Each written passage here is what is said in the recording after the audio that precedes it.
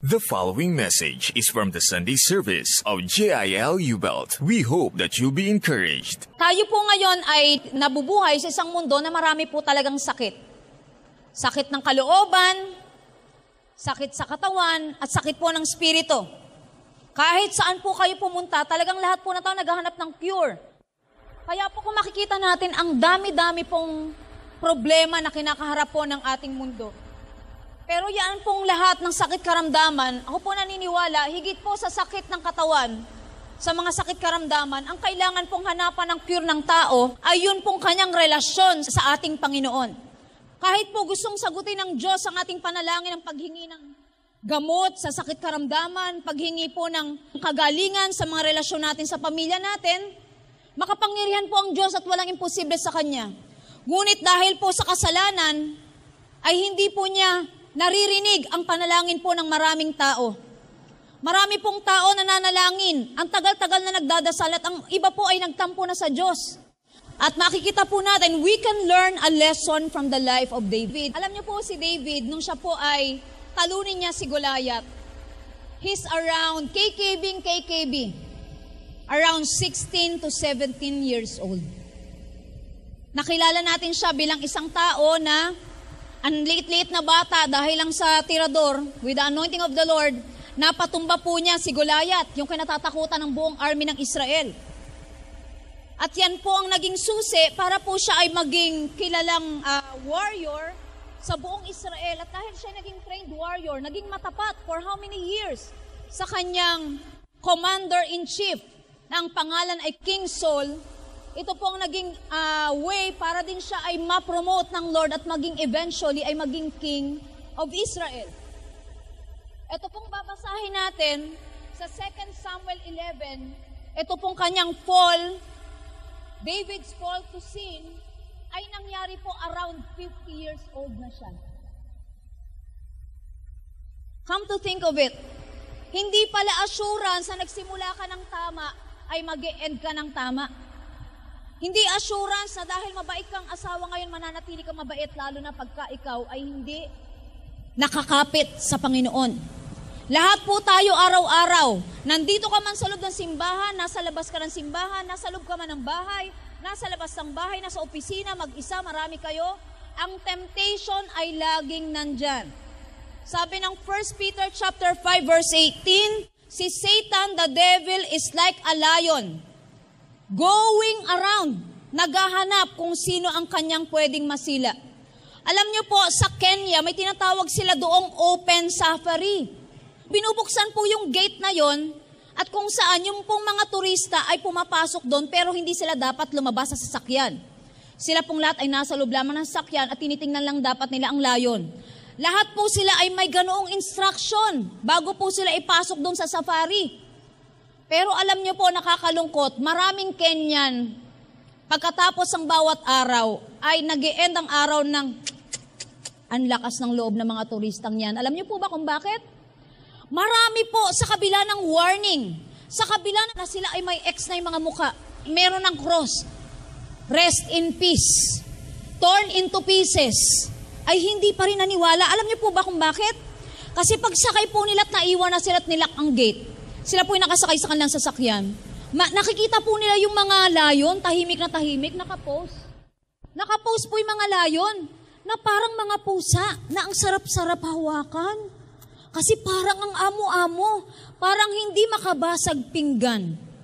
At dahil po itong mga turista na curious, kahit po tinatawag ng mga Kenya na wag kayong lumabas dyan. Kunyari lang yan. Naku-curious sila at dahil doon ay lumalapit sila. Marami po sa atin alam naman talaga ang tama at mali. Kaya nagsisimba ka o hindi. No? Pero ilan sa atin, kagaya po ng maraming tao na nauna na, alam po natin, ang 10 Commandments binigay ng Lord, hindi para po sa Kanya. Ang 10 Commandments, ang Biblia ay binigay ng Diyos na guideline para po sabihin sa atin, ang bawat kasalanan ay may consequence. Whether we follow God or not, it doesn't make Him a lesser God. But we know that when we cross the line, we lose a lot. Ilan na po yung reputasyon nila nasira Ang tagal-tagal binild yung pamilya na ang saya-saya ng pamilya. 11 yung anak, talagang maayos sa maayos yung pamilya. Bakit naman, kung kailan 12 na yung anak, tsaka pa nagka-problema at yung pong matagal na binild na pamilyang maayos ay nasira dahil lamang po in-entertain natin ang kasalanan sa ating buhay. Hindi po lingid sa atin yan. Kahit po sa mga telenovela, hindi po nawawala yung ganyan. Ilan po sa atin nakakaalam na pag may kinuha kang hindi sa'yo, pag nahuli ka, kahit nakasmile ka pa sa CCTV camera, siguradong pagbabayaran mo. Kaya po sa atin ngayong hapon, the Lord wants us to have a deeper understanding of why we need to build, to mend our relationship with the Lord, and to deal with the gravest sickness ng world, at ito po ay yung ating sin problem. Sabing ganon, the heart of the problem is the problem of the heart.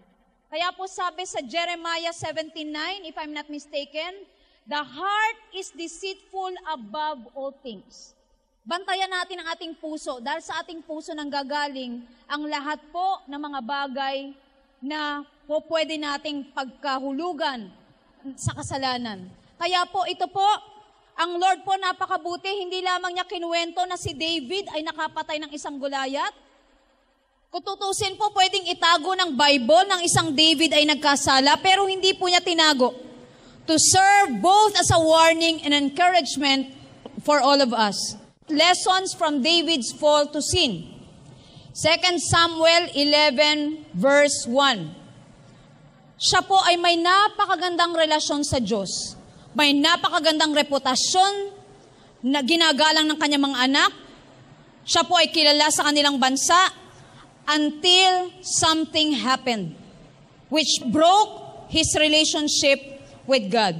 Sabing ganon sa 2 Samuel 11 verse 1, ito po yung time na in the spring, at the time when kings go off to war, David sent Joab out with the king's men and the whole Israelite army, but David remained in Jerusalem. Alam niyo po ang una nating dapat makita sa buhay ni David. David's first mistake was to neglect his responsibilities. Nansabi ang ganon ng isang quotation, an empty mind is the devil's workshop. No po? Diyan siya gumagawa pag tayo po ay walang ginagawa. Kaya po kayo, maganda po, keep yourself busy. Di nyo po ba napapansin kung kailan kayo walang ginagawa, tsaka kung ano-ano pumapasok sa isip nyo? Kaya po yung walang ginagawa, magugulat kayo nyo nakakumit ng crime kasi nga walang magawa. Kaya po tayo mag-iingat. Yung pong spare moments ninyo, yung mga time na break ninyo, syempre po hindi ko naman sinasabing huwag kayo magpahinga, matulog din po kayo. Matutulog din, no po? Tulog-tulog din ang tinatawag. Pero wag ho sa service, ha? Kasi yan ang mga sinisila, yung mga tutulog-tulog, no? So sa atin po mga kapatid, kinakailangan, let us help ourselves to be productive. Sabi mo sa katabi mo, be productive. Kailangan po, let's make use of our time wisely. Kasi po tong time na to, gera po ito. Siya po yung commander-in-chief, ang ginawa niya, natulog siya. Sabi niya, sige, sumugod lang kayo sa gera, dito lang muna ako sa bahay. Yung pong minsang nagne-neglect tayo ng mga responsibilities natin, sa bahay man yan, sa trabaho man yan, o sa ministry, madalas siya namamahinga. Okay na magpahinga, pero wag po kayo magpahinga ng sobrang tagal. Kasi po dyan pumapasok ang maraming bagay. Sino po na-experience ng ganun? Na parang kung kailan kayo walang ginagawa, tsaka talagang busy-busy naman na kung ano pumapasok sa isip natin. Kahit pagka nagko-computer kayo, kahit kayo maraming nire-research, hindi nyo maiisip magbukas ng kung ano-ano, di ba? Pero pag wala kang magawa, makapag-computer nga. Kung ano-anong nabubuksan. Imbis na inuuna yung research, kung ano-anong nire-research. Di po ba? Sa bahay. Kahit po sa bahay natin. Let us do our duties well. Ano ba tinawag tayong maging nanay? Maging masipag po tayo na magulang. O tatay, maging masipag po tayo sa work.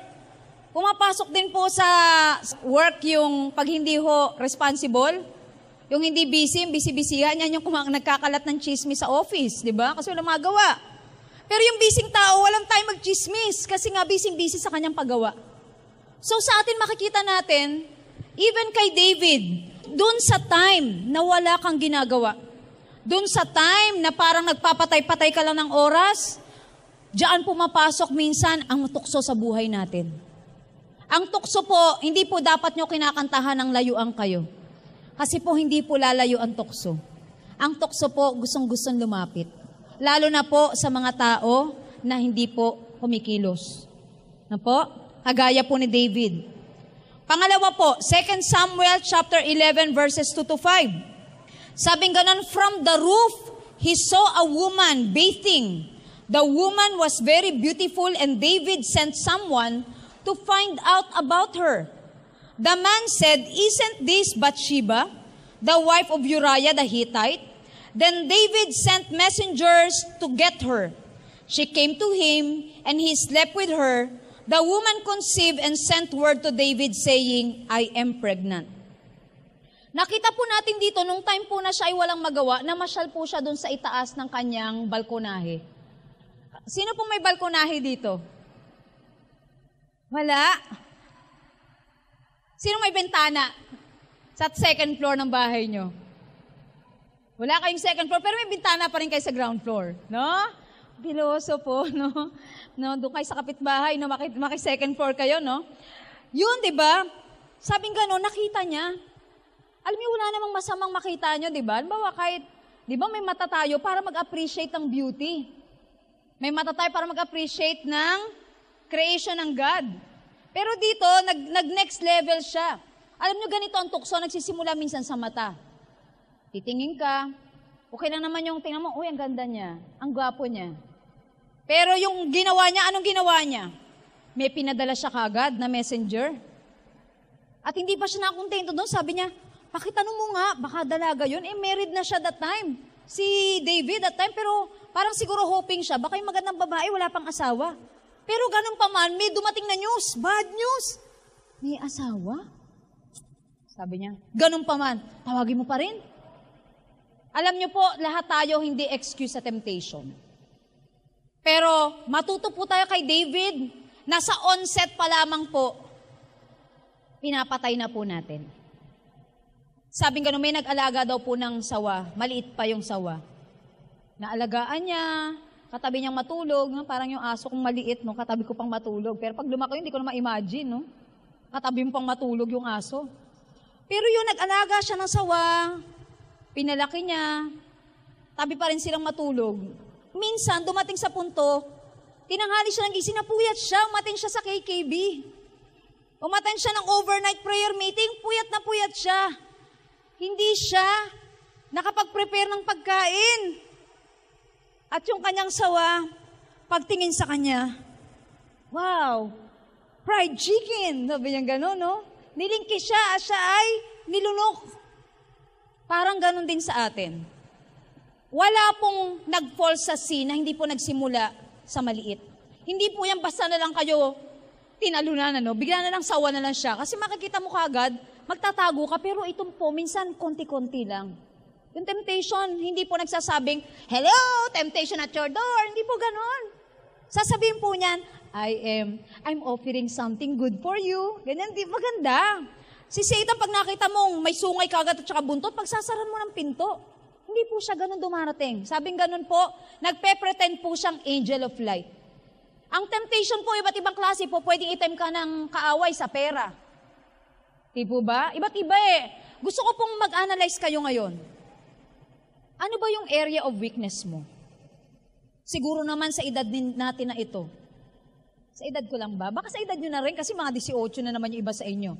Siguro excuse lang dyan yung mga bata. Sa edad natin, alam na natin kung ano yung kahinaan natin. Dapat kung alam na natin kahinaan natin, hindi na tayo tutulad doon sa mga turista sa Kenya na parang susubok pa. No? Kailangan makita natin yon.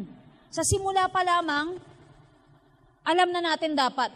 Kung kahinaan natin, temptation, nung bago po kayo mag-asawa, ang problema po nyo, mahilig po kayo mag-girlfriend ng sabay-sabay. Kailangan po araw-araw iba-iba. Pero nag-asawa kayo, nag-resolve na kayo sa heart nyo.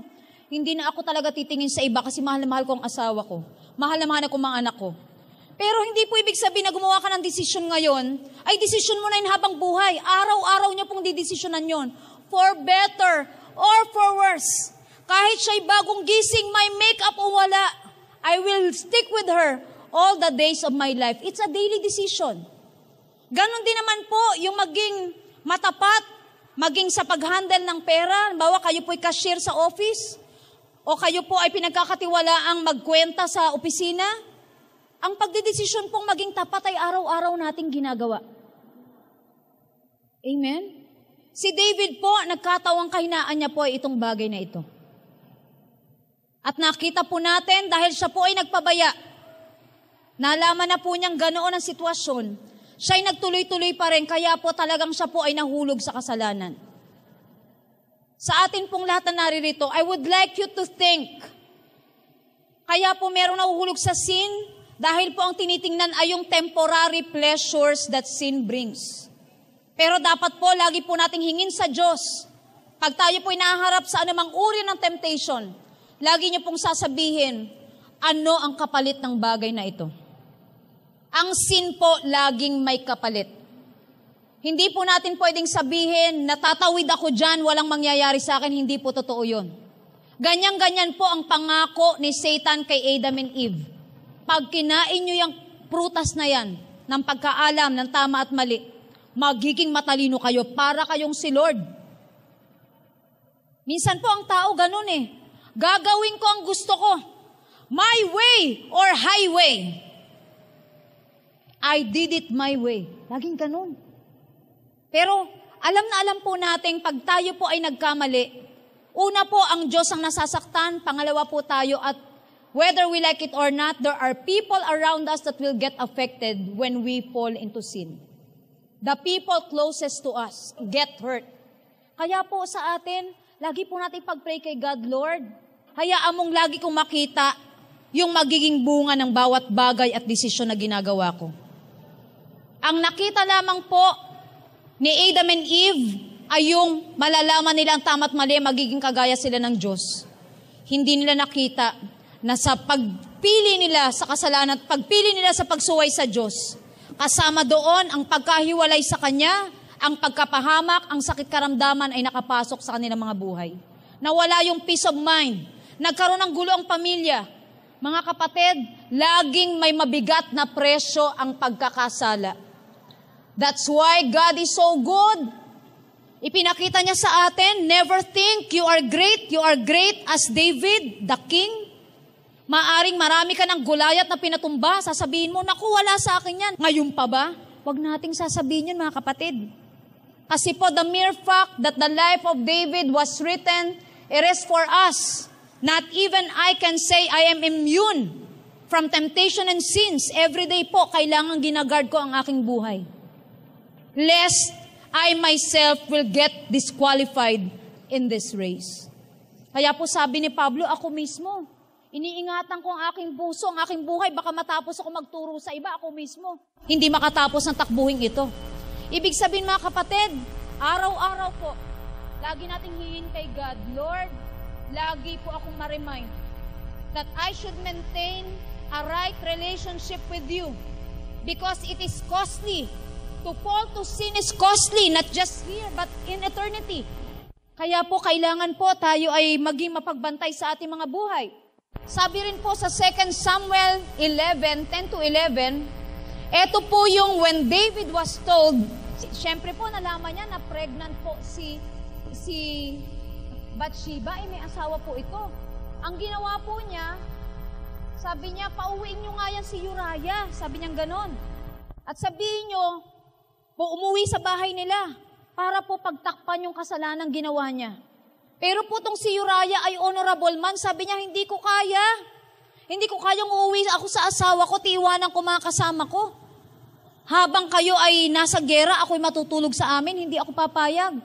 Kaya po, yung plano niya to cover up the sin, hindi po natuloy. Sabi niya, nako, ang tao po talaga, di po ba ganun talaga? Pag alam po natin nasa mali tayo, ang gusto po natin ito'y mapagtakpan. Kasi po wala naman po talagang kasalanang nakaka-proud sabihin, di po ba? Kaya po tinry niya pong i-cover up. Pero dahil po mataas ang integrity, come to think of it, commander-in-chief siya. Ito po ay private, pero ang taas ng integrity. Di po ba? Kung minsan po, ang Lord, no? Kaya po tayo, we can learn from each other. Ako po, bilang pastor, hindi ko po dinidiscount ang learning ko sa inyo. Kahit sa mga kabataan. Because I know I can learn from anyone. Kahit po sa nagja-janitor, kahit sa nagwe-waiter at nagtitinda dito, I can learn from them. Ganon din naman po dito kay Uriah. Makikita po natin yung commitment niya. Hindi ko kayang tiisin na ako'y matutulog habang ang aking mga kasama ay nasa gera. Kaya po yung scene, una po, umalis siya sa responsibility niya, kaya ito nakapasok. Nag-level up po kasi nakita niya. Ganun pa man, pinursu pa rin niya. Pangatlo po, pag na-fall ka sa scene, ang tendency ay takpan ito. I-cover up, huwag aminin. At ito po'y namunga. Kasunod po nito sa 2 Samuel 11:14-17. In the morning, David wrote a letter to Joab and sent it with Uriah. In it he wrote, "Put Uriah in the front line where the fighting is fiercest. Then withdraw from him so he will be struck down and die." Uriah the Hittite died. He sacrificed the innocent to protect the guilty. Come to think of it, yung isang simpleng kasalanan po nagbunga ng marami. Nagbunga ng kasinungalingan, nagbunga po ng pagpatay, indirectly po, no? Ang masakit dito, ang inutusan pa niyang magdala ng letter, yung po mismong si Uriah. Gumawa siya ng sulat, tinupi niyang mabuti, binigay niya kay Uriah para i-deliver kay Joab, yung commander. Para po, ang nakalagay po sa sulat, sumugod kayo ng sugod na sugod sa kalaban. Pagkatapos, ilagay niyo si Uriah sa unahan. Pagka nandiyan ang mga kalaban at talagang matindi na yung palitan ng labanan, ay mag-withdraw kayo, iwan niyo siya. At dahil po dito ay namatay si Uriah, kaya po yung relationship nila ay naging legal na. Alam niyo po, ganito po ang gawa ng kasalanan. Ang isa pong maliit na kasalanan ay nagdadagdag, lumpalaki, para po yung tiki-tiki. Palaki ng palaki ng palaki ng palaki. Totoo po yun.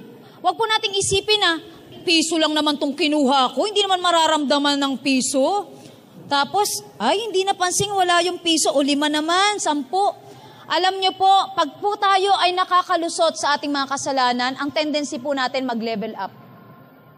Kaya po ito po ang nangyayari. Dahil sa kanilang kasalanan, gusto nilang pagtakpan, yung pang-inosente ang nilagay sa para legal. Pero ang sabi ni God, babasahin po natin, the Lord was not pleased. Sabi po sa last verse ng 2 Samuel 11, hindi natuwa ang Diyos. Alam niyo po bang si Joab nag-connive kay David dahil si David ay king niya.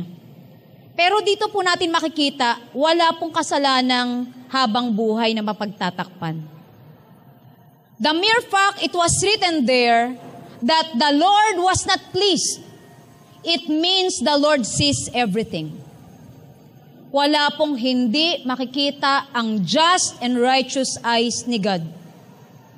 Kaya po ganyan kabigat ang bagay po na ito.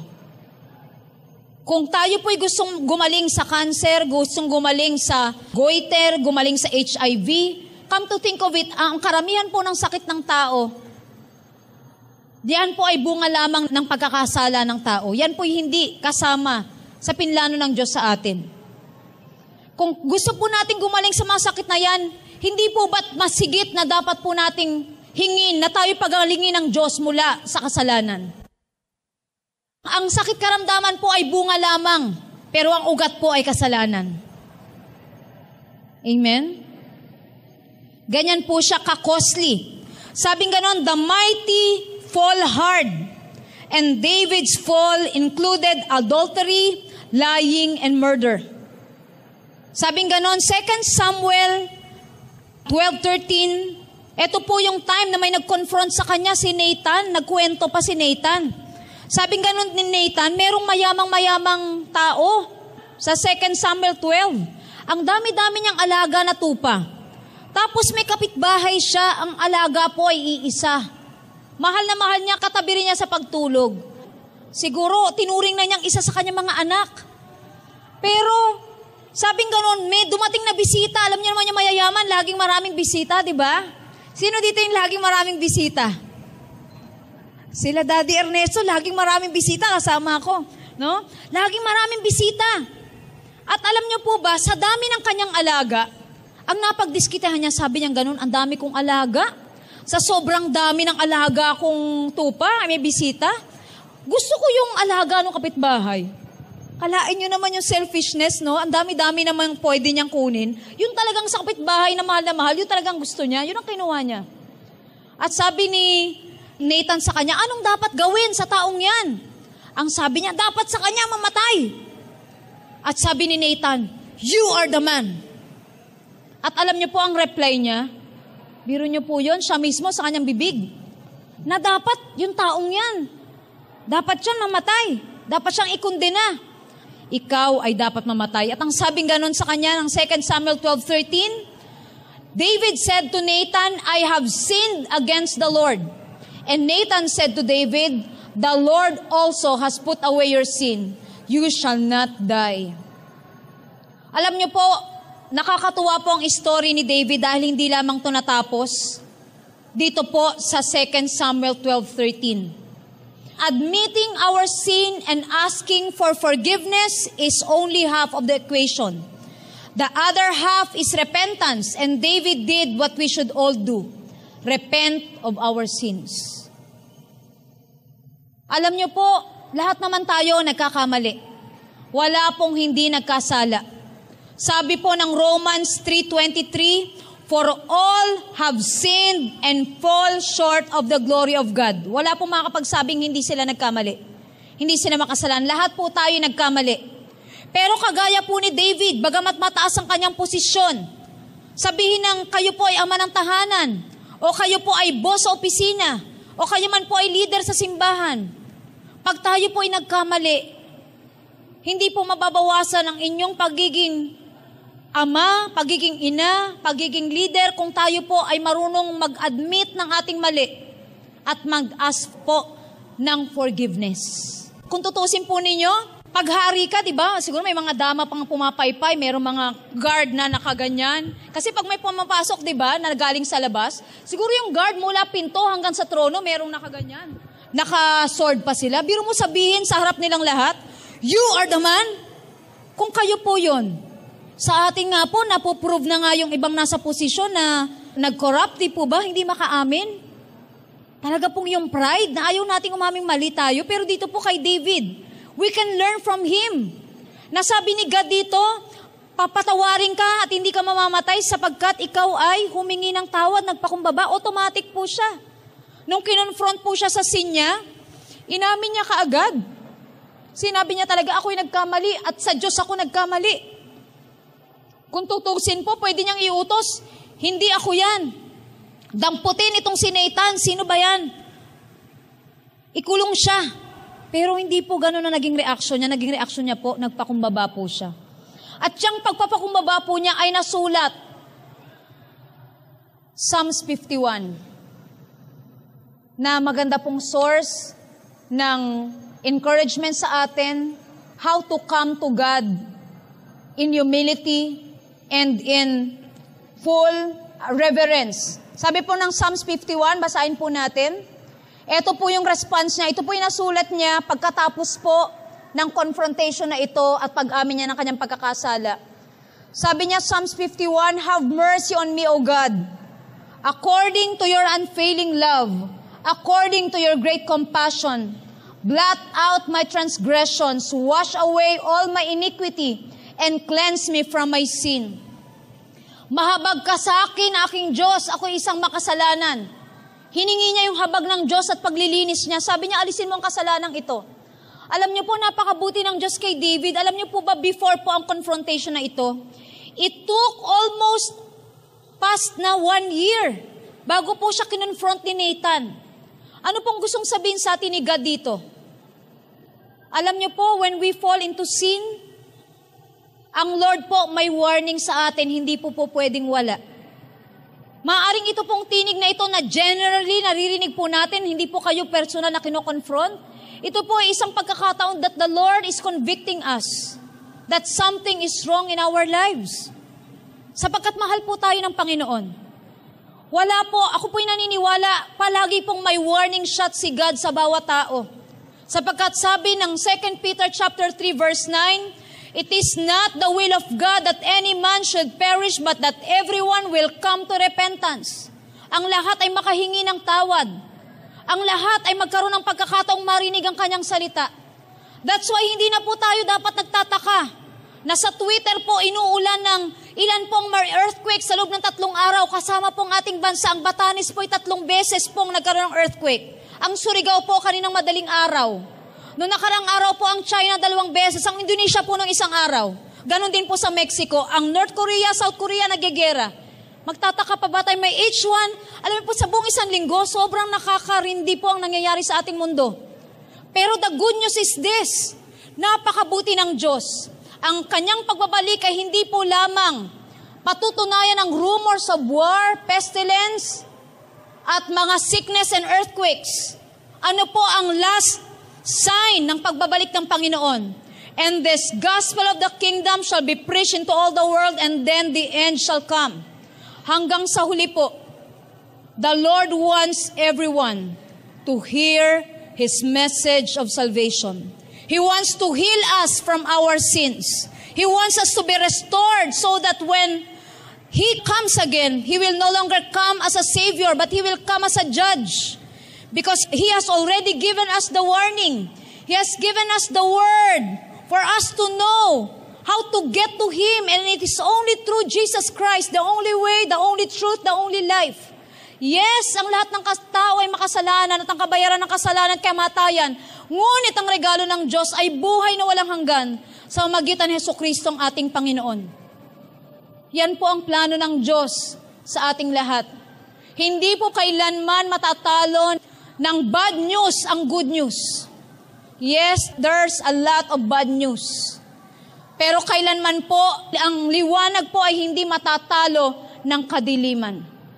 That's why in the midst of all these rumors of war, in the midst of all bad news around us, in the midst of violence and crimes, ang message pa rin ng God, I want the message to be preached into all the world so that everybody will be given a chance to come to repentance. Minsan po nanghihingi tayo ng kagalingan ng ating pisikal na katawan. Aanhin po nating mabuhay tayo ng matagal. Pero ang kahatungan natin sa eternity ay hiwalay na buhay sa impyerno. Sapagkat hindi po natin tinanggap ang unang-unang alok ng Diyos kasama ang kagalingan ng ating pamilya, kagalingan ng ating katawan, at yun po ay ang kaligtasan ng ating kaluluwa. For what shall it profit a man if he gains the entire world but suffers the loss of his one and only soul? Before you ask for miracles, miracles are always preceded by the preaching of the Word of God. At kailangan sa panahon natin ang kagaya ni Nathan, yes, we are preaching about David's fall, but I'm thankful that there are Nathans, and I'm praying that more Nathans will be raised in our time, who will not be preaching an adulterated gospel, yung gospel na puro blessing, yung gospel na puro awa ng Diyos sapagkat alam nating ang Diyos ay mahabagin. Ngunit siya ay may timeline at deadline sa bawat tao. As long as you are hearing the message of salvation, harden not your heart. For tomorrow might be too late. Today is the day of salvation. Ang bawat miracle po, kung babasahin natin ang Biblia, hindi nangyayaring walang encounter sa salita ng Diyos. Walang encounter kay Jesus. Kailangan po kung hihingi tayo ng miracle ng pagpapala, miracle ng kagalingan, hingin muna po natin, Lord, bigyan mo muna ako ng tamang puso at tamang relasyon sa iyo. Sapagkat anuman po ang pagdadasal natin, anuman po ang pagpapakubuti natin, lahat po ay maruming basahan sa harapan ng Diyos. Only the blood of Jesus has the power to cleanse us from our sins. Wala pong kasalanang hindi kayang patawarin at linisin ng dugo ng Panginoong Hesukristo. Kailangan lamang po nating tanggapin ito. Before we ask for healing for our bodies and from our emotions, let us ask the Lord to heal our spirit. Let us ask the Lord like David who said, against you only God I have sinned. Minsan takot tayong mabuking tayong nagkamali tayo ng mga tao lamang. Pero bakit hindi tayo natatakot sa Kanya na ating Diyos na nakakakita ng lahat ng bagay? Diyos na nabigay sa atin ng buhay kung saan tayong lahat ay magbibigay ng pagsusulit. Lahat po tayo po pwedeng makalusot sa mundong ito. But we will never be able to escape from God's eye in His judgment. But God is so good. Kagaya po ni David, before it was too late, when he heard the word of God, hindi niya tiningnan, nakakahiya ako. Magtago muna yung mga dama at saka mga hari, magbulungan na lang tayo, Nathan. Hindi po agad-agad. As in, agad-agad. I have sinned against the Lord. At ang sabi po niya doon, buksan po natin yung kasunod na verse. Sabi pong ganun doon, my sins are always before me. Yung pong sa Psalms 51. Sabi niya, for I know my transgressions and my sin is always before me. Against you only have I sinned and done what is evil in your sight. So you are right in your verdict and justified when you judge. Mga kapatid, siguro, sabi niya, ang kasalanan ko laging nasa harapan ko. Ibig sabihin, yung isang taong mahigit na yun, lagi siyang binabagabag ng kanyang konsensya. Kada siguro may lalapit sa kanya na sundalo, Uriah, ikaw ba yan? Multo ka ba? Kasi yung guilt. Kasi sabi niya, it's always before me. Kada siguro nagsusulat siya, nagbibigay ng kautusan, naaalala niya, this same pen is the same pen I use to deliver the innocent Uriah to his death row. He always feels that. Lagi niyang nararamdaman. Every time siguro, makikita niya yung kama nila, sasabihin niya, this is the same bed where I committed my sin before God. That's why, when somebody confronted him, he said, at last, somebody told me I'm wrong. Now I can be free before the Lord. Alam niyo what's so good about God is this. When He points out something in our lives, He brings with it the solution and the freedom. Yung babae po sa John chapter 4 na nag-iigib tuwing tanghali lamang sapagkat siya'y nahihiya sa ibang tao, sapagkat siya po ay living a life that is not really acceptable. When she had this encounter with the Lord confronted her sin with love. At alam niyo po ba, hindi lang ni-restore ng God na binigyan siya ng word na kausap niya ang Diyos. Siya mismo nagkaroon ng lakas ng loob. Wow! Somebody finally took time to talk to me. And He is the living water. God Himself, Messiah.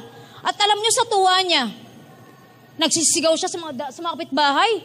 Talagang pinamalitan niya sa buong village. You know, there's somebody there who told me about my past. He is Messiah. He is the good prophet. Sabi niya ganon. Alam niyo po, ang isang taong tunay naranasan na i-point out ng God ang area ng mga buhay nila na dapat niyang ayusin, especially yung sin issue sa buhay natin, tunay na pinalaya, pinatawad, binago ng Diyos ang buhay. Yun din po ang mga taong gagamitin ng Diyos to deliver the message of salvation and love with power because you yourself is a great testimony of what the Lord can do. Alam niyo po, walang hopeless case kay God. At yan po'y mapapatunayan ng napakarami pong pastor ng ating church.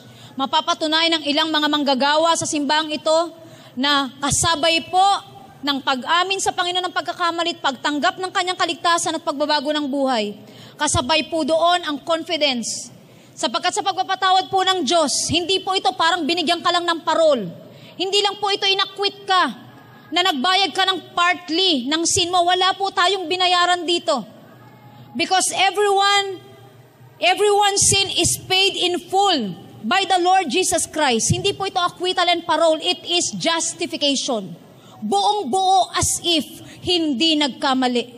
Pag ang Diyos po ay nagpatawad, it's as if you've never sinned before. Ganyan po kasarap ang mapalaya sa kasalanan. Ganyan po kasarap na makita nating hindi naman pala kailangang lagi tayong magtago at mabuhay sa condemnation at guilt. Hindi naman pala ang Diyos ay mahirap lapitan. Ang sabi niya nga, lumapit kayo sa akin. Kung kayo ay may pagkakamali na napakadumi, lumapit kayo sa akin at papuputing ko kayo at lilinisin na parang niebe, parang yelo, parang snow. Sa atin pong lahat, there is a good news for all of us. We can be free if we will just come like David. Alam niyo po ba bakit natin napatunayan na parang it's as if David did not sin? Alam niyo po, pagdating sa New Testament, ilang taon na po, 2 Samuel chapter 12, forgiven siya, Psalms 51, yung kanyang repentance psalm. Pagdating po sa Acts 13:22, alam niyo po bang sinabi ng Lord through Paul? He is David, a man after my own heart. Yung sin niya po, hindi na inulit sabihin ng Panginoon sa Book of Acts. Ang title pong ibinigay at ikinabit ng Diyos sa pangalan ng isang Dabida ito. After all the sins that he has committed, and he asked forgiveness from God, ang word ng God sa kanya, he is a man after my own heart. He will do everything that I have told him. You know what? Yung nakaka-receive ng much forgiveness, kamukha nung dalawang humihingi ng tawad. Yung isa po, Pariseo, I think it's publican.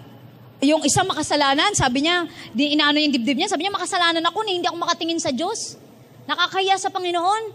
Pero yung isa sabi niya, dalawa silang may kasalanan, yung isa nakatayo, yung isa talagang, hindi ko kayang manalangin sa iyo, bigat ng kasalanan ko sa iyo, Panginoon, patawarin mo ko.